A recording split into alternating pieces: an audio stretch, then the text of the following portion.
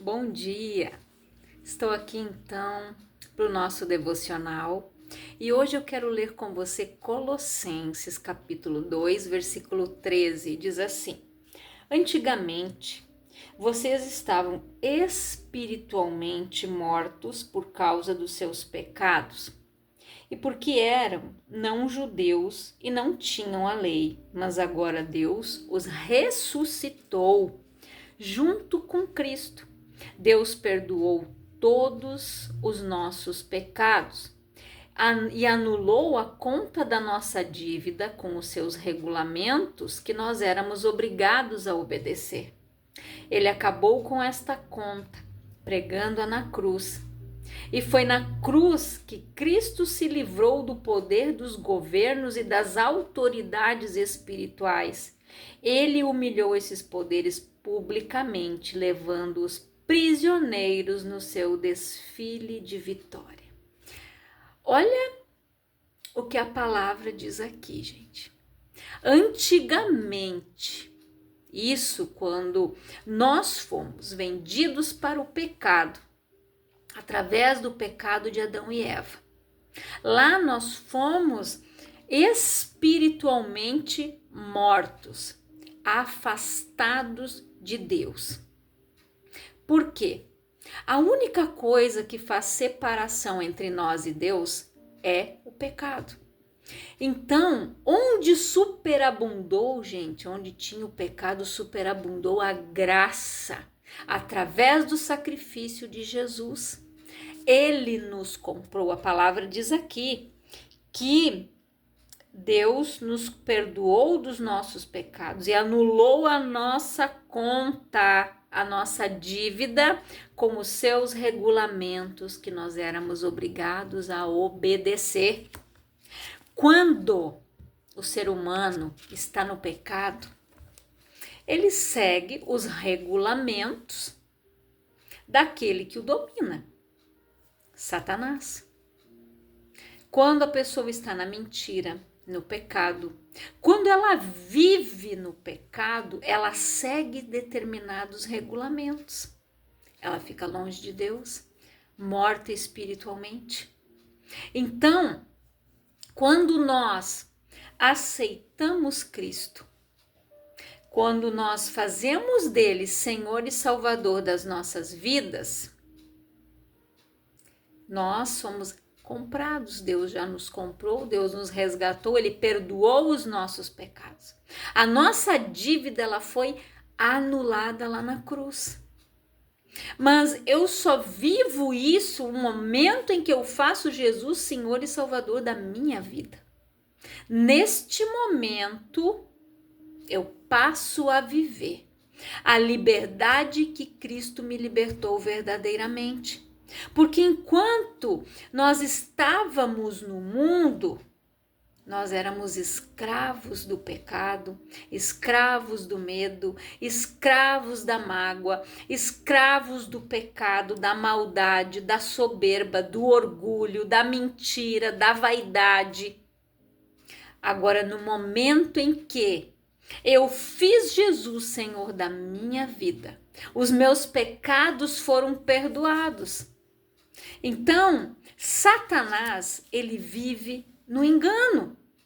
Ele se aproveita, muitas vezes, da ignorância espiritual, aonde as pessoas não têm o conhecimento disso. Deus perdoa o tempo da ignorância, diz a palavra.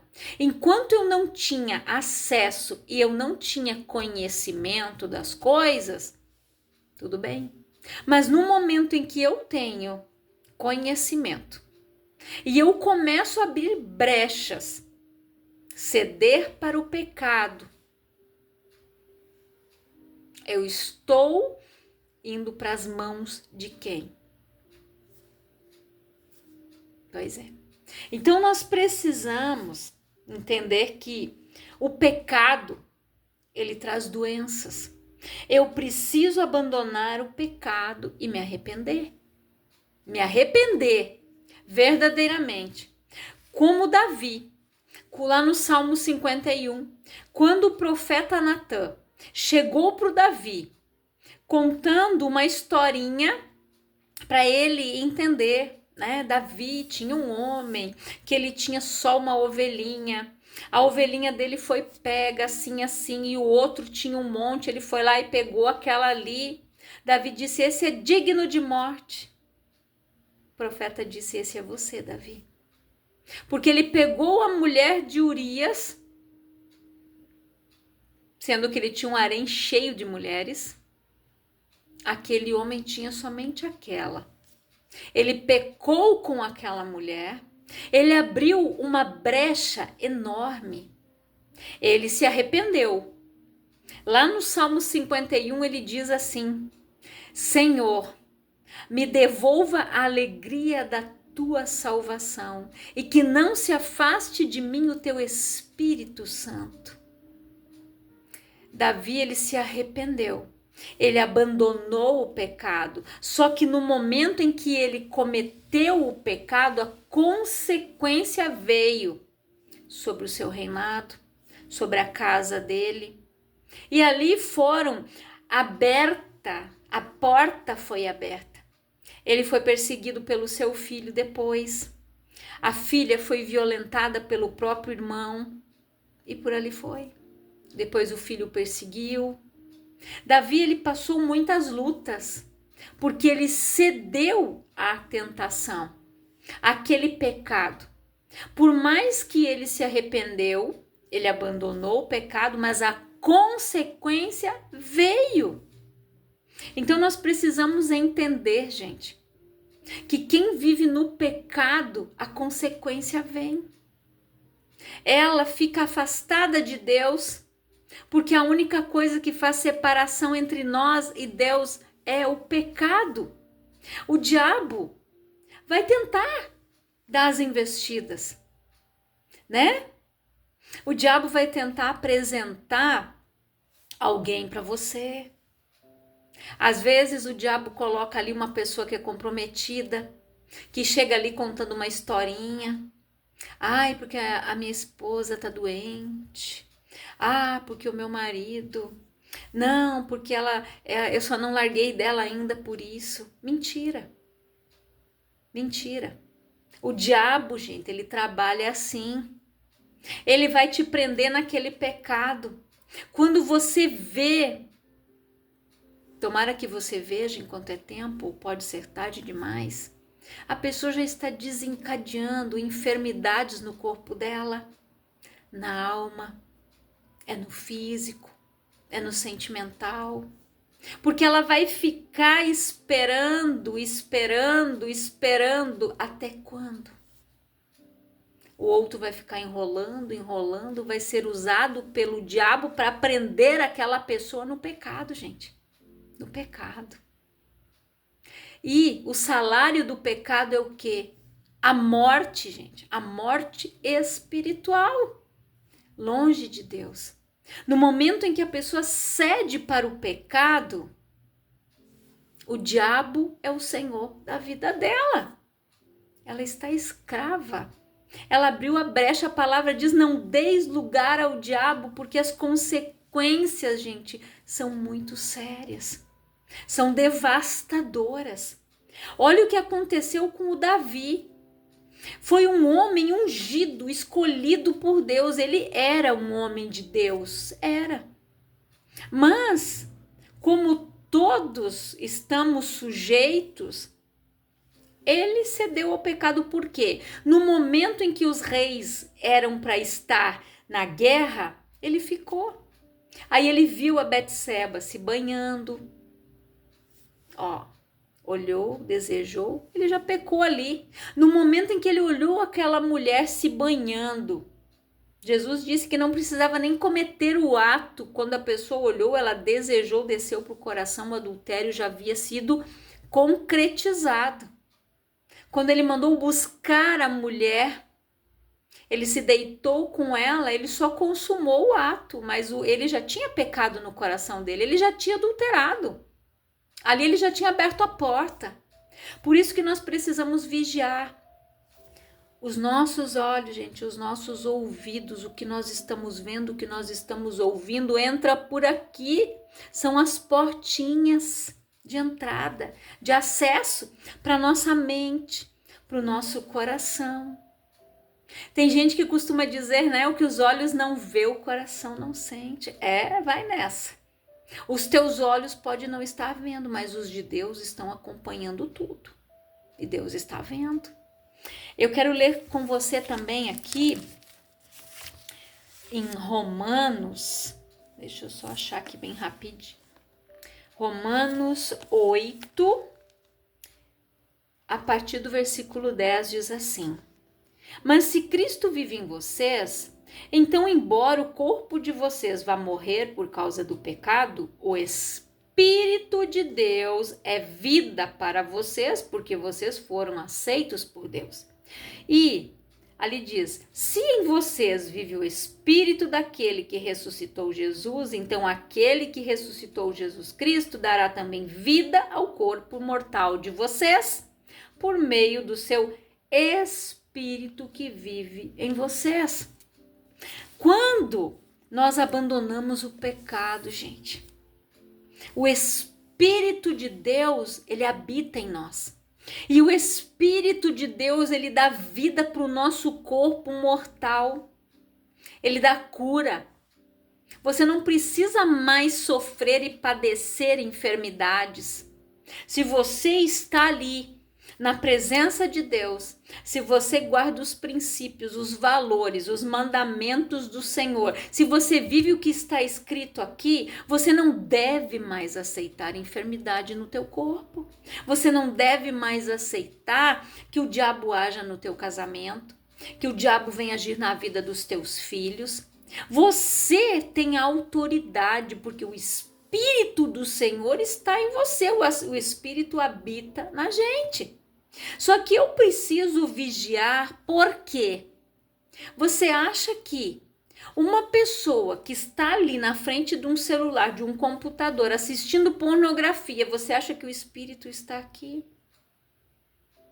Você acha que o Espírito, se ele está aqui dentro, ele está vendo o que eu estou vendo, ele está ouvindo o que eu estou ouvindo? Você acha que o Espírito vai ficar num corpo, gente, aonde assiste lixo, aonde um corpo que está adulterando, num corpo que está pecando conscientemente? Não vai. O Espírito de Deus, ele só volta quando há o arrependimento. Por que você acha que o Davi disse: me devolva a alegria da tua salvação e não se afaste de mim o teu Espírito Santo? Porque a separação, gente, quando há o pecado, a enfermidade vem, gente, doenças vêm, problemas se levantam de tudo que é forma. Se a gente estando corretos, nós já passamos por lutas, porque Jesus disse: no mundo tereis aflições, tem de bom ânimo, eu venci o mundo. Então você imagina uma pessoa que está presa no pecado, gente. Ela vive uma luta terrível. A alma dela geme. É algo muito sério. É algo muito triste. A alma da pessoa geme. Ela sofre. Às vezes ela até se pergunta: meu Deus, o que eu fiz para merecer tudo isso? Reflita, gente. Reflitam nas tuas ações, nas suas atitudes, nos teus pensamentos, o que tem entrado aqui, o que tem entrado nos teus ouvidos, o que você está vendo, o que você está escutando. Paulo disse que aquilo que tem algum louvor, nisto pensai. Olhai para as coisas do alto, gente. Nós devemos nos encher daquilo que edifica. É colocar um louvor. É dizer: Senhor, toma conta da minha vida. Sabe aquele louvor que diz: entra na minha casa, entra na minha vida, mexe com minha estrutura e sara todas as feridas, me ensina a ter santidade. Eu quero amar somente a ti, porque o Senhor é o meu bem maior. Faz um milagre em mim. Gente, esse louvor é uma oração. entra na minha casa, entra na minha vida, mexe com a minha estrutura, é dizer, Senhor, faz uma faxina, limpa aqui, tira daqui, Senhor, tudo que não é teu. Tira, Senhor, da minha mente os pensamentos ruins. Tira, Senhor, aquele desejo de ficar assistindo o que não presta. Senhor, bota um filtro nos meus ouvidos para que eu não ouça mais aquilo que não vem de ti. Tem pessoas que deram tanto ouvidos na sua vida, na sua infância, na sua juventude, na sua adolescência, a palavras depreciativas que elas vivem aquilo e não conseguem se desprender. Pessoas que cresceram ouvindo você é um burro, você é uma burra, você não vai chegar em lugar nenhum, você é um Zé Ninguém, você não é capaz, você não pode, você. Eles viveram com aquilo. E toda vez que ela se depara com algo novo, com um desafio novo, ela trava. Aquele gatilho aciona. Você não pode. Você é um burro. Você não vai. Você não consegue. Ela fica paralisada. Então, mude. Busque uma ajuda terapêutica. Busque uma ajuda, gente. Conversa com o teu líder espiritual. Ore em cima disso.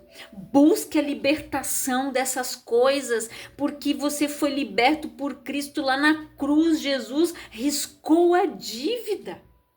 Se um dia você escutou isso, você tem que declarar hoje: isso é uma mentira que um dia o inferno lançou sobre a minha vida, mas a palavra diz que Jesus me deu vida e vida em abundância. A palavra diz que nele eu sou mais que vencedor, que eu posso todas as coisas naquele que me fortalece. A palavra diz assim, gente, que eu vou emprestar a muitos, mas eu não vou tomar nada emprestado, que Deus me colocou por cabeça e não por cauda. Gente, declarem a palavra. Se encham do novo. Tira isso de dentro de você. Tira isso da tua mente. Você escolhe ser transformado. É você que escolhe. Porque que a palavra diz que o nosso entendimento, o nosso pensamento deve ser renovado e transformado, não limitado, gente. Deus, a palavra diz que os pensamentos deles são maiores e mais altos do que os nossos. Então você acha que aquela palavra insignificante que um dia alguém lançou sobre a tua vida, ela não pode ter significado. Ela não pode se tornar real na tua vida. Real é o que está escrito aqui. É o que está escrito aqui que é verdadeiro. É o que está escrito aqui que define quem eu sou. A minha identidade é essa: filha do Senhor, irmã de Cristo, corredeira do Senhor, sacerdócio real, a nação santa, o povo escolhido. É isso que você é. Escolhido por Deus, separado por Ele e para Ele. Depende da posição que você quer ocupar. Se você quer ser escolhido por Ele, glória a Deus, você vai ficar ali sentadinho no banco, ouvindo a palavra, dando aleluia, glória a Deus, fazendo as coisas certas, amém. Mas se você foi escolhido para Ele, você vai fazer as coisas para Ele. Você vai ganhar almas, você vai pregar, você vai ministrar, você vai palestrar, você vai ganhar almas, você vai descobrindo o teu propósito e você vai dizendo: eis-me aqui, Senhor. Eis-me aqui, envia-me a mim. Tem um louvor que diz: eis-me aqui, Senhor, que oração perigosa é essa? Porque no momento que eu coloquei a mão no arado, gente, eu não posso mais voltar atrás. No momento que eu disse: Senhor, eis-me aqui, envia-me a mim, eu não posso mais voltar atrás. A palavra diz: maldito aquele que fizer a obra do Senhor relaxadamente. De qualquer jeito, gente. É relaxadamente, é maldito.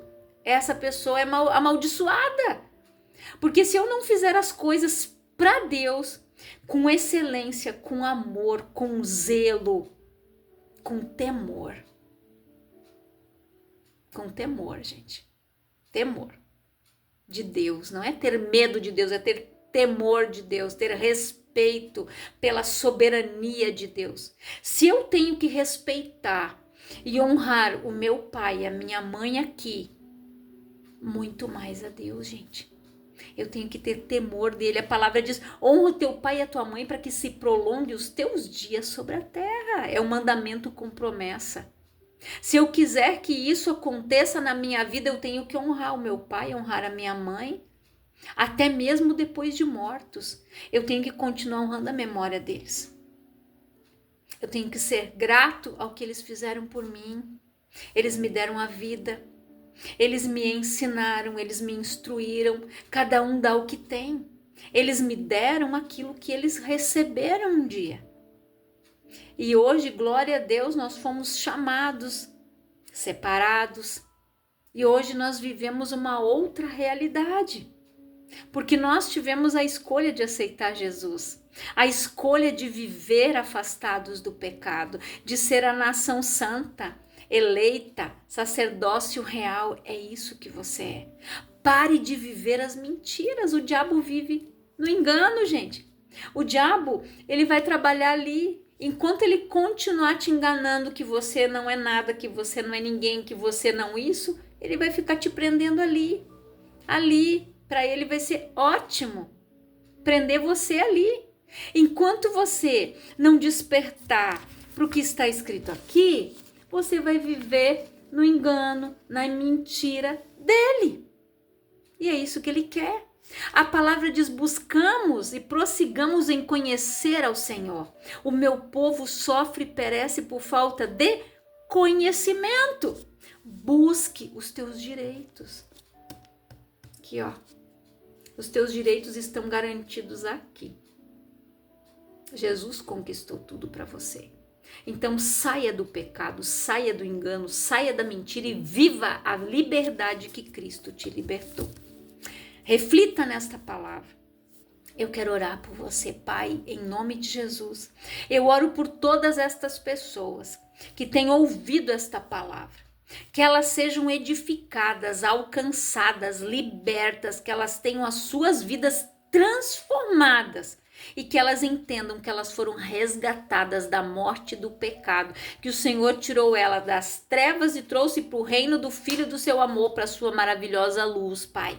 A tua palavra diz que o Senhor nos amou primeiro, que essas pessoas venham ter este entendimento e esta convicção em nome de Jesus, Pai.